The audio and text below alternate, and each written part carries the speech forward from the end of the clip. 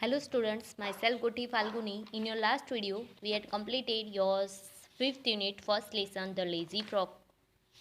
Now today we are going to start your fifth unit, second lesson, which is story about Rip Van Winkle. So let's start. You are given a note here about this story. So I'm going to read this. So let's see. So let's see.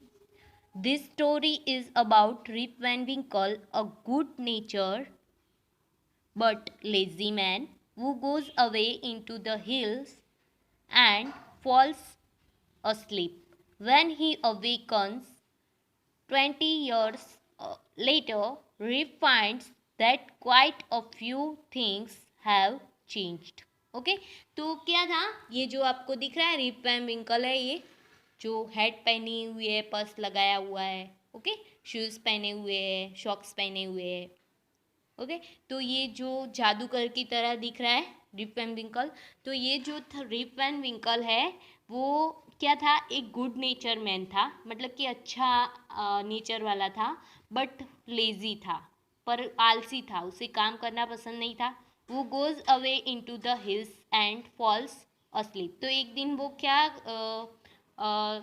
Hills पे गया और सो गया मतलब when he awaken 20 years later, we find that quite a few things have changed. Okay तो जब वो hills पे गया और सो गया तो उसके बाद वो 20 years के बाद उठा और उसने देखा कि बहुत सारी चीज़ें जो है वो चेंज हो गई है तो क्या क्या चेंज हुआ था वो हमें इस पोयम में दिखना है और वो कैसे स्लीप हो गया मतलब कि सो गया और क्या हुआ वो हम इस स्टोरी में पढ़ेंगे ओके बहुत ही इंटरेस्टिंग स्टोरी है आपको ऐसा लगेगा कि अभी क्या होगा okay so let's see many years ago at the foothill of the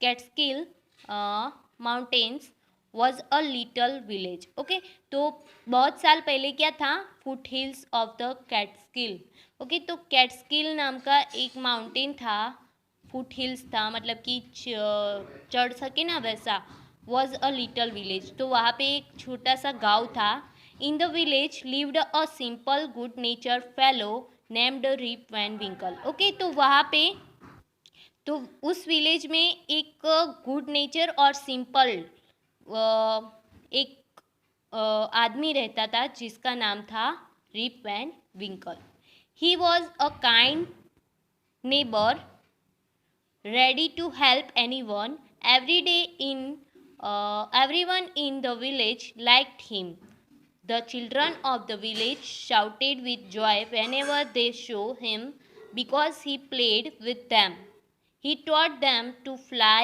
kites and shoot marbles and told them long stories okay तो ये जो रिप वैन विंकल था उसे सब पसंद करते थे उसके जो वो अच्छा नेबर था उसे सब पसंद करते थे क्योंकि वो सबकी हेल्प करता था और जो चिल्ड्रन थे उसे भी वो बहुत अच्छा लगता था जब भी वो आता था बाहर जाके तो वो बहुत खुशी से उसका नाम चिल्लाते थे उसके आगे पीछे घूमते थे देखो ये दिख रहा है और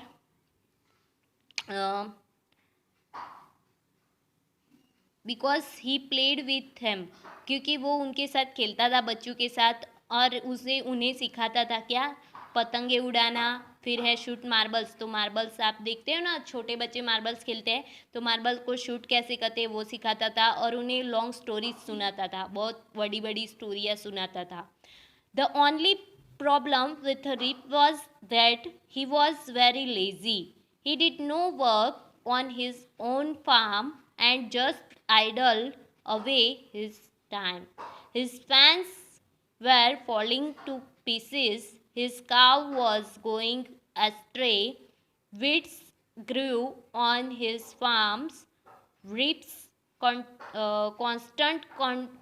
companion was his dog named Wolf.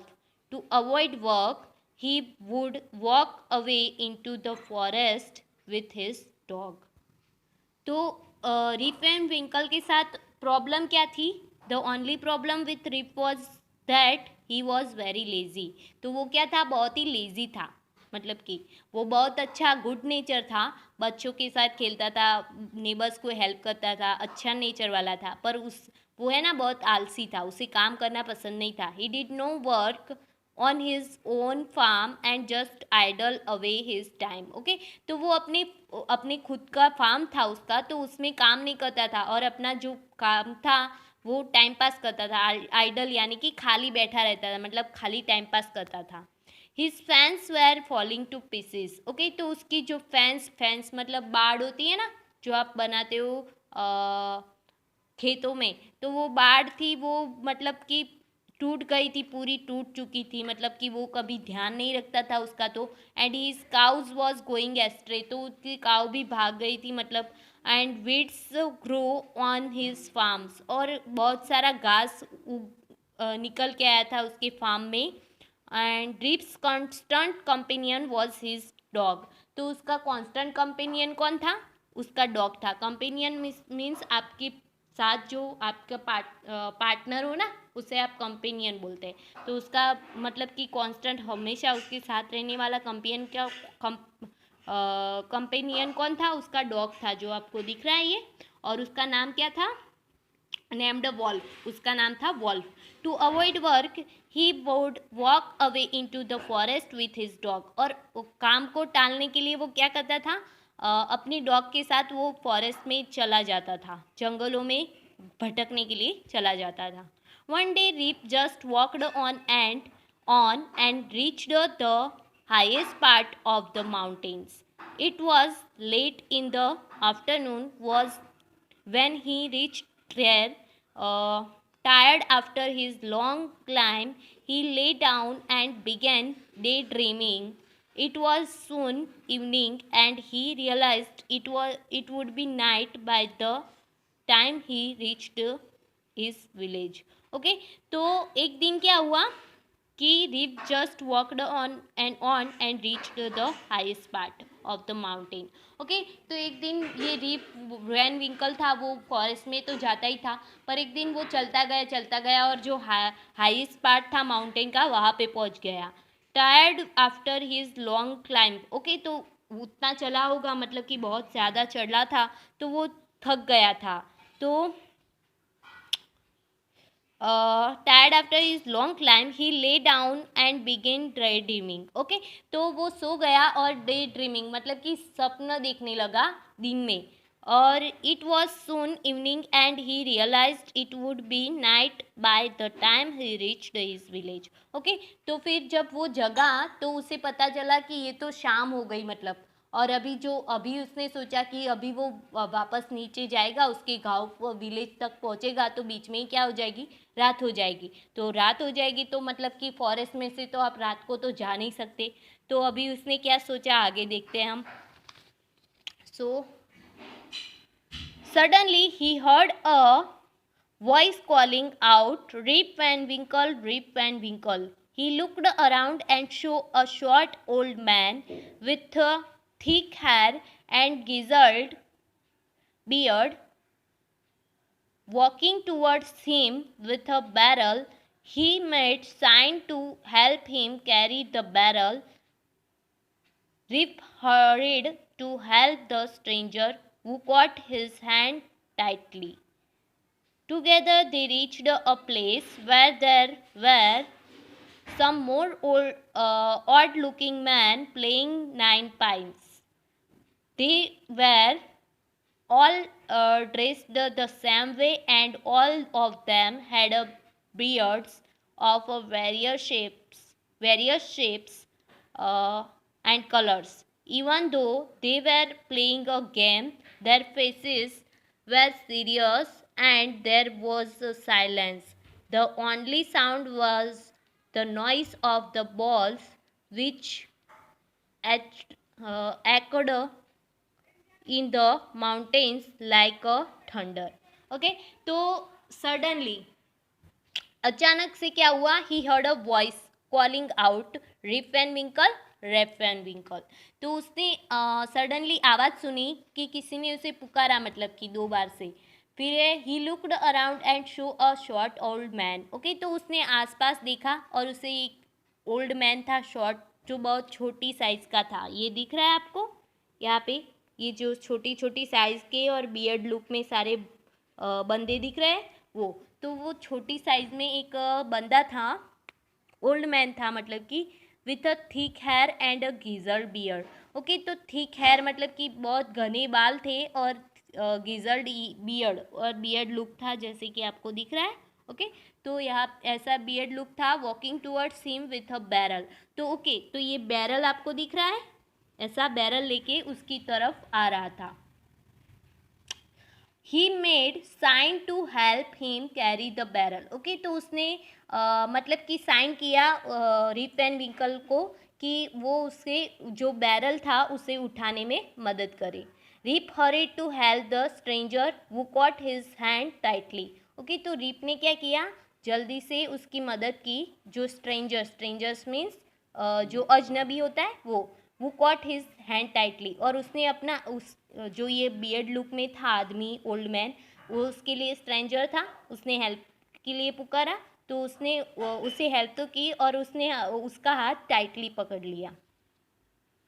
Now together they reached a place where there were some more odd looking man. Okay, तो दोनों साथ में वो उस बैरल के साथ कहीं पे पहुँचे, कोई प्लेस पे पहुँचे जहाँ पे ऐसे ही ओल्ड मैन और ऑड यानी कि जो ऑड होता है मतलब कि आपके लिए हाँ, तो अलग होता है। तो ऐसा अलग दिखने वाले लोग मिले, ऐसे ही छोटे छोटे, मतलब कि आपको भी सोचो कि आपसे छोटी साइज में लोग मिले और बियर्ड लुक में हो सारे, तो आपको ऑड तो लगेगा ना, वैसे ही उससे ऑड लगने लगा। प्लेइंग 9 पाइप्स, तो वो क्या खेल रहे थे, 9 पाइप्स, जो आपको ये दिख रहा है, ये गेम है, जो ये गेम है 9 पाइप्स, तो वो खेल रहे थे। They were all dressed the same way and all of them had a beard of various shapes and colors. Okay, तो वो सारे जो थे वो मतलब सेम ड्रेस पहना था। देखो आपको दिख रहा है कि एक ही जैसा ड्रेस पहना है, और अलग अलग बियर्ड्स, अलग अलग कलर की बियर्ड्स है, जैसे कि इसके पास ब्राउन है, इसके पास रेड है, इसके पास पर्पल बियर्ड्स है, राइट। तो उसकी सबकी अलग अलग शेप्स, और शेप भी अलग है सबका। ओके, शेप में और कलर में अलग अलग बियर्ड्स थी।